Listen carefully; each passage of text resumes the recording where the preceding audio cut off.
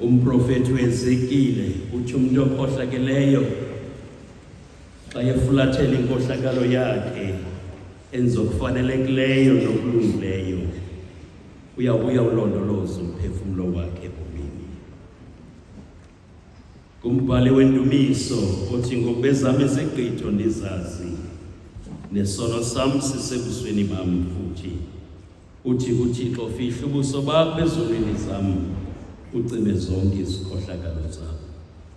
Ikwanguye othi amadini kaThixo angumoya owaphukileyo, inhliziyo eyaphukileyo neqophokileyo akayithathi kancinane uThixo. Ukanti umprofethi uYoweli uthi nikrazule inhliziyo zenu kungabi zingubo zenu, niguqukele kuYehova uThixo wenu ngokube nofefe neceba yena equmba kade enobubele obukhulu abe nosizi nangobubi.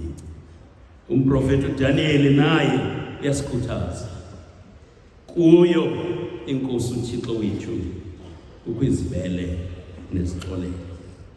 Naxa sithe savukela ngakuyo asaliphulaphula nelizwi likaYehova noThixo wethu lokuba sihambe ngemithetho yakhe ayibekileyo.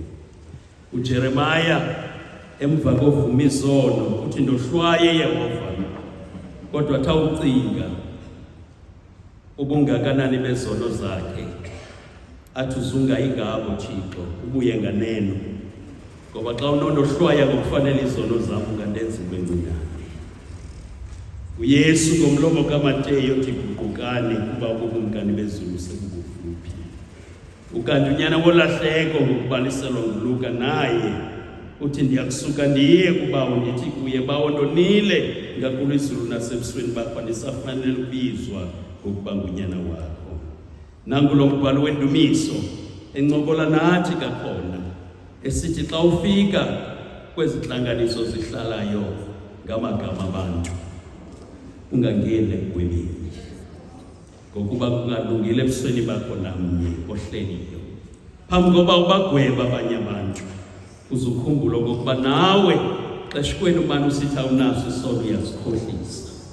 Ithi nenyaniso ingabikho kuthi, kodwa xa sivumayo izono zethu unyanisekile uThixo ulungile kanjalo ukuze asixolele izono zethu asihlabulule kuko konke okulungileyo. False Bay ke mangolo a halalelang a re laelang ka hohle hore re dumele re ipulele dibe tsa rona tse ngata le makgoko a rona le hore re seke ra iketsisa.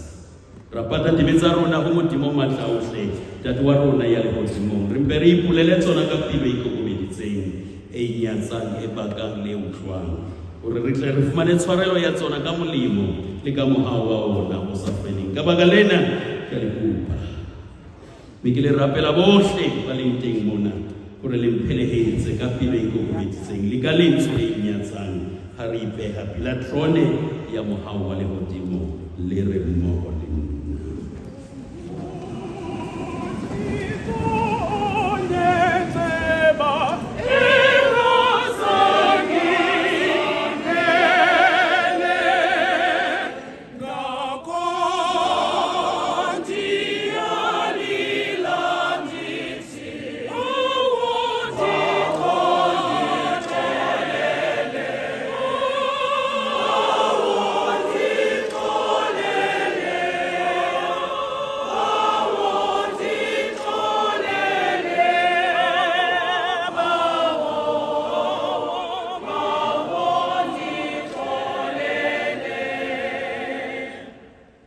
Imvumo yesono page 13 siyenza ngexeshanye.